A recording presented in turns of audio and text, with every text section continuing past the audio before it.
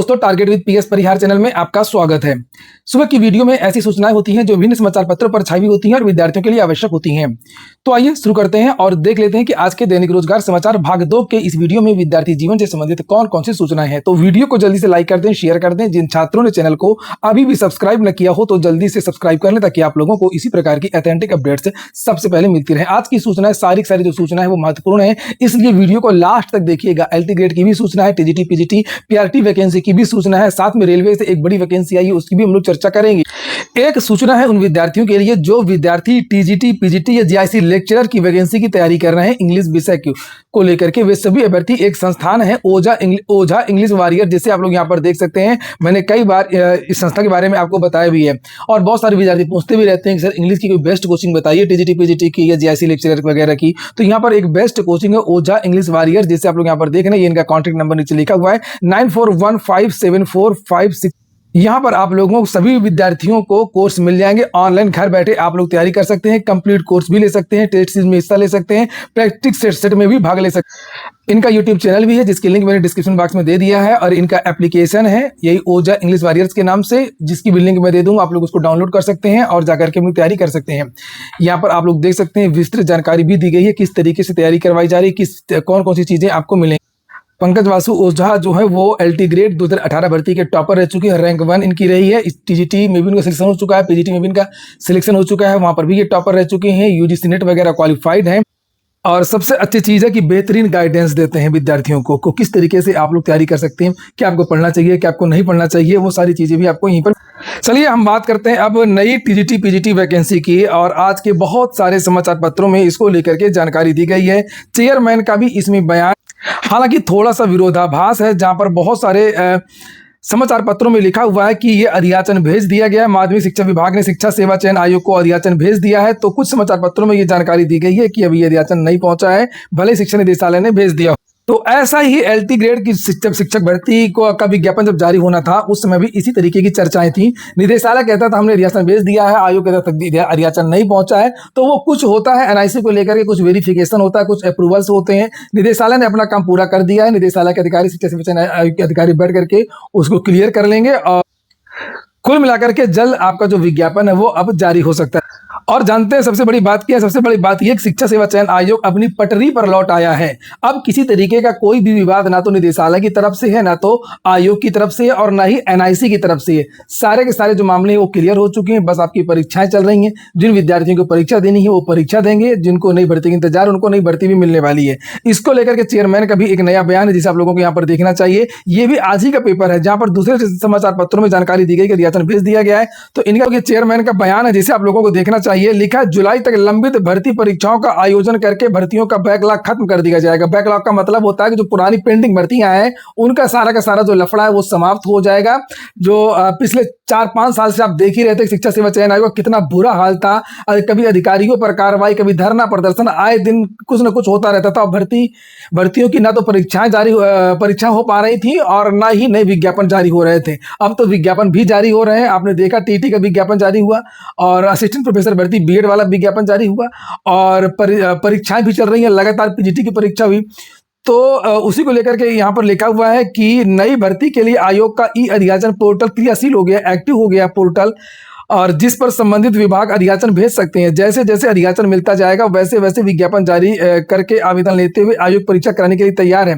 Police भर्ती board की परीक्षाओं के आयोजन का अनुभव उत्तर प्रदेश शिक्षा सेवा चयन आयोग के काम आ रहा है। तो पहले ये पुलिस विभाग में काम करते थे, ये उत्तर प्रदेश के कार्यवाहक डीजीपी थे और तो वही बात इन्होंने यहाँ पर कही है कि वो जो एक्सपीरियंस था वो यहाँ पर काम आ रहा है और वास्तव में इनके आने से शिक्षा सेवा चयन आयोग के कार्यों में गति आई है। तो हो सकता है कि कल के बारे में जानकारी दी गई थी, 14 तारीख को कल भेजा हो सकता है चेयरमैन को ये इंटरव्यू पहले लिया हो पत्रकारों ने।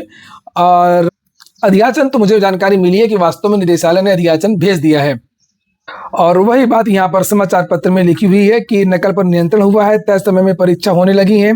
टीईटी का जो असमंजस है वो समाप्त हो गया है। एसओपी और एमओयू का जो विवाद था वो समाप्त हुआ है। टेक्नोलॉजी का खूब प्रयोग हुआ है जिससे नकल में अंकुश लगा है। जो परीक्षाएं हुई हैं उसमें इस तरीके की कोई सूचना निकल करके नहीं आ रही, कहीं पर भी कोई सेंध मार पा रहा। और वहीं पर अमर उजाला आदि समाचार पत्रों ने कहा है कि माध्यमिक शिक्षा विभाग ने शिक्षा सेवा चयन आयोग को भेज दिया है अधियाचन।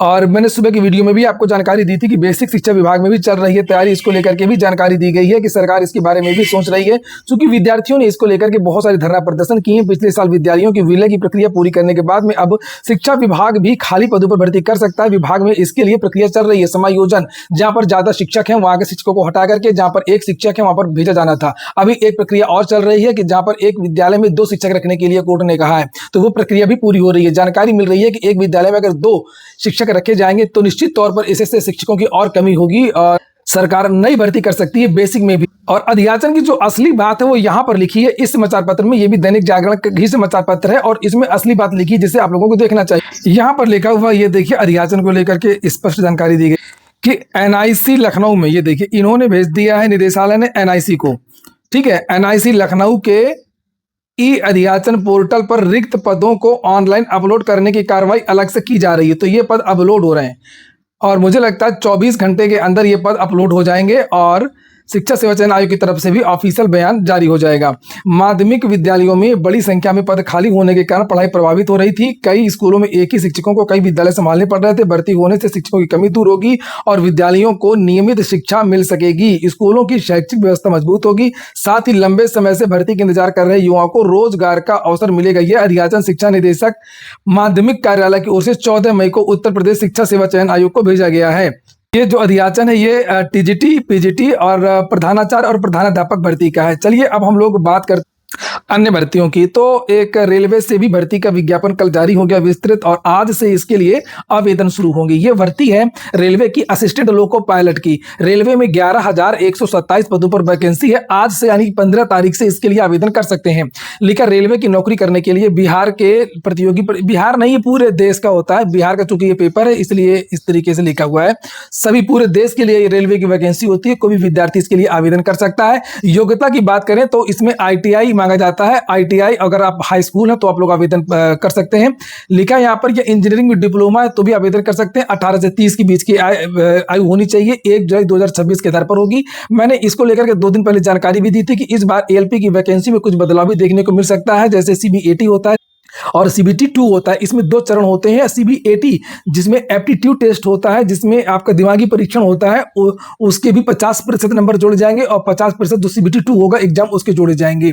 तो ये बड़ा मौका है उन विद्यार्थियों के लिए जो विद्यार्थी ITI पास है वो इसके लिए आवेदन कर सकते। याद रखिएगा कि इसकी लास्ट डेट जो वो 14 जून ही है। वहीं पर एक और सूचना है, सुप्रीम कोर्ट में जो बहस चल रही है कि शिक्षकों को TT करना चाहिए नहीं करना चाहिए, उसको लेकर के भी जानकारी दी गई है कि अदालत का जो उस दिन का रवैया था उससे लगा नहीं कि TT की कोई छूट देगा ये सुप्रीम कोर्ट। इससे जो शिक्षक बहुत टेंशन में, और जो उस दिन बहस हुई थी तो उस दिन सुप्रीम कोर्ट ने साफ कह दिया था तुम लोगों को जितनी छूट मिलनी थी वो मिल चुकी है। तुम्हारे पास 1.5 साल का और समय बचा हुआ है। 1.5 साल के अंदर अंदर तुम लोग कहीं से टेट कर लो और नहीं तो फिर नौकरी छोड़ दो। ये देखिए लिखा प्रदेश के शिक्षकों को पास करना ही होगा। TET परीक्षा में फेल हुए तो जा सकती है नौकरी।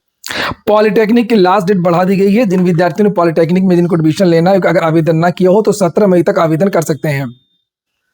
SSC CGL का परिणाम जारी हो गया है जिसे आप लोग यहाँ पर देख सकते हैं। कर्मचारी चयन आयोग संयुक्त स्नातक स्तरीय परीक्षा 2025 का अंतिम परिणाम हुआ जारी और लिखा इन विद्यार्थियों की अंतिम उत्तर कुंजी और अंक वगैरह बहुत जल्द जारी किए जाए। अगली सूचना लोक सेवा आयोग की। UPPSC की कार्यप्रणाली पर हुंकार मंच ने सौंपा ज्ञापन। सभी की सभी भर्तियां फंसती चली जा रही हैं लोक सेवा आयोग में। किसी में आरक्षण को लेकर के विवाद है, किसी में 0% त्रुटि का विवाद है, किसी में कोई अन्य विवाद है। लिखा है कि उसी को लेकर के संयुक्त प्रतियोगी हुंकार मंच ने बृहस्पतिवार को उत्तर प्रदेश लोक सेवा आयोग में प्रतियोगी परीक्षाओं से जुड़े मुद्दों को लेकर के महत्वपूर्ण ज्ञापन सौंपा। संयोजक पंकज पांडे के नेतृत्व में आयोग की कार्यप्रणाली पर सवाल उठाया गया है और कहा गया कि लचर और अस्पष्ट व्यवस्था के कारण हजारों अभ्यर्थियों को भविष्य संकट में पड़ गया है। छात्रों ने आरोप लगाया है कि APS, AE, AG, RO, ARO, HEO समेत कई परीक्षाओं की चयन प्रक्रिया वर्षों से लंबित है और कई मामलों में परिणाम न्यायालयों में फंसे हुए हैं, जबकि कुछ भर्तियों में पारदर्शिता का अभाव देखने को मिल रहा है। यानी कट ऑफ मार्कशीट वगैरह आयोग नहीं देता है। हुंकार मंच ने आयोग के विधि अनुभाग की कार्यशैली पर गंभीर सवाल उठाया कि यह विधि अनुभाग करता क्या सालों भर। कहा कि न्यायालय में आयोग की ओर से प्रभावी और समयबद्ध पैरवी नहीं किए जाने से मामूली विवाद भी लंबे समय तक लंबित रहते हैं। इसका सीधा असर अभ्यर्थियों के भविष्य पर पड़ रहा है। छात्र संगठन ने आयोग से सभी परीक्षाओं में पारदर्शी समयबद्ध प्रक्रिया लागू किए जाने और छात्रों से जुड़े मामलों में संवेदनशील रवैया अपनाने की मांग उठाई है। अभी जो पीसीएस का रिजल्ट जारी हुआ आपने देखा होगा 24 वाला, उसमें भी कितना ज़्यादा विवाद रहा है कि जिनके रोल नंबर 00 और 01 सीरीज के थे उनका चयन ज़्यादा हुआ है और जिनका सीरियल 02, 03, 04, 05 तक था उनका चयन कम हुआ है। शुरुआत में जिनका इंटरव्यू था उनका चयन ज़्यादा है, बाद में कम है। किसी ने AI का आरोप लगाया, किसी ने अन्य आरोप लगाए। जिन विद्यार्थियों ने कॉपी देखी उन्होंने भी लापरवाही बताई कि 0 नंबर 1 नंबर किस तरीके से दिया गया। बहुत सारे विवाद लोक सेवा आयोग में जांच में इस समय लग रहे हैं। आरक्षण, माइग्रेशन का मामला हो, मूल्यांकन का मामला हो, रिजल्ट का मामला हो, परीक्षा की तारीखें घोषित की जाती हैं तो एक ही दिन में 2-2, 3-3 परीक्षाएं हो जाती हैं। क्या करते हैं ये लोग? आए दिन विद्यार्थी धरना प्रदर्शन और ज्ञापन देते हैं। बेभाव से विद्यार्थियों के जो मेंस के जो आवेदन है वो निरस्त हो रहे हैं। विद्यार्थियों को सहयोग नहीं किया जा रहा। पहली बार LT की परीक्षा हो रही है, इस तरीके की कोई डेस्क बनानी चाहिए थी जो विद्यार्थियों को सहयोग करे, विद्यार्थियों को बताए फॉर्म जमा करते समय ही आपके अंदर ये कमी है, एक मौका उनको और दिया जाता तो और बेहतर हो। और कुछ कमी विद्यार्थियों के अंदर भी है कि विद्यार्थी इस चैनल को शेयर नहीं करते, वीडियो को वायरल नहीं करते ताकि ये बात ऊपर तक पहुंचे। और मुझे नहीं लगता है कि इस चैनल के अलावा कोई दूसरा चैनल आप लोगों के मुद्दे इस तरीके से रखता। बात में विद्यार्थियों को कोर्ट जाना पड़ता है और कोर्ट भी इनको कड़े आदेश देती रहती है, फटकार लगाती रहती है, फिर भी आयोग बेशर्मी की तरह वही बात बार करता रहता है। यहाँ पर मामूली कारण था, एक विद्यार्थी है और उसका आवेदन निरस्त किया था।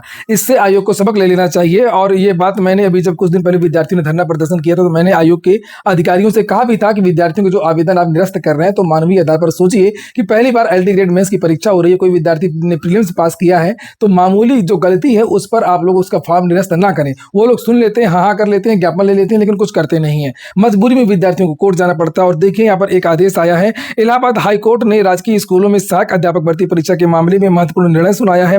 कोर्ट ने ऑनलाइन आवेदन में महिला के स्थान पर गलती से पुरुष जेंडर भरने वाली अभ्यर्थी शिवांगी उपाध्याय को 16 मई 2026 को होने वाली परीक्षा में बैठने की अनुमति दे दी है। ये देखिए, उसने गलती से, उस महिला ने पुरुष मेल की जगह मतलब फीमेल की जगह मेल कर दिया था और परीक्षा में बैठने की अनुमति दे दी। यह आदेश न्यायमूर्ति मंजू रानी चौहान की ये जो आदेश है वो एक नजीर बनेगा, देख लीजिएगा, नजीर बनेगा।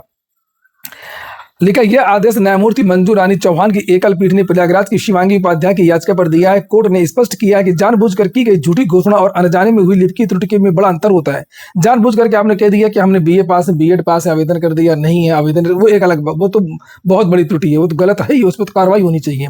और अगर कोई मानवीय त्रुटि हो गई, लोग ऐसे क्यों करेंगे भाई? आरक्षण का लाभ तो लेना नहीं है, पुरुष मेल ये तो कोई गलती ही है ना।